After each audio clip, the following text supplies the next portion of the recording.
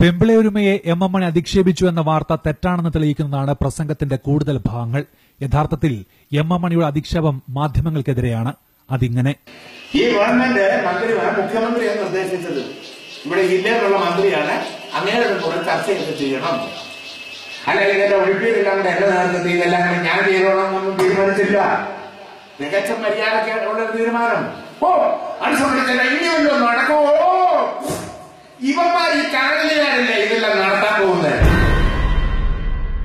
അവിടെ ഇവരുടെ കൂടെയാണ്, കളക്ടറുടെ കൂടെയാ വൈകുന്നേരം. പണ്ട് സുരേഷ് കുമാർ വന്നിട്ട് കള്ളുകൂടി കേസ് കണക്കിലായിരുന്നു ബ്രാൻഡി.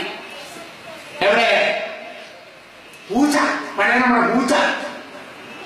ഗവൺമെന്റ് ഓഫീസിൽ, ഗസ്റ്റ് ഹൗസിൽ കുടിയും സകല പണിയുണ്ടായിരുന്നു.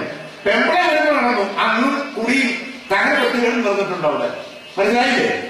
ആ കണക്കിൽ അടുത്തുള്ള കാറിലായിരുന്നു പണിയുണ്ട്. ഒരു DVC ഉണ്ടായിരുന്നു അന്ന്. എന്നാ സജീവ എല്ലാവരും കൂടെ കൂടി ഇതൊക്കെ ഞങ്ങൾക്കറിയാം. മനസ്സിലായില്ലേ? ഞാനത് പറഞ്ഞോടെ ചാനലുകാരും കൂടെ കൂടെ പൊതിയാന്ന് പറഞ്ഞിട്ടുണ്ട് ഇന്നലെ. പിന്നെ പിന്നെ പിന്നെ പുള്ളിക്ക് വിമർശിക്കുന്നുണ്ട്. പിന്നെ പലരും കേൾക്കുന്നുണ്ട്. ഞാനൊന്നും പറയുന്നില്ല.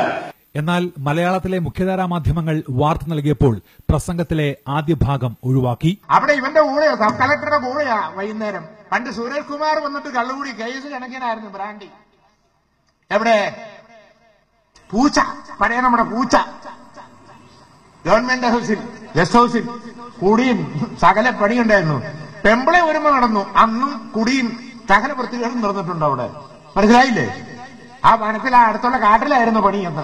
സുരേഷ് കുമാറിന്റെ കാലത്തെയും പെമ്പിളയൊരുമ സമരകാലത്തെയും മാധ്യമങ്ങളുടെ ചെയ്തികളെ വിമർശിക്കുകയായിരുന്നു എം എം മണി ചെയ്തത്.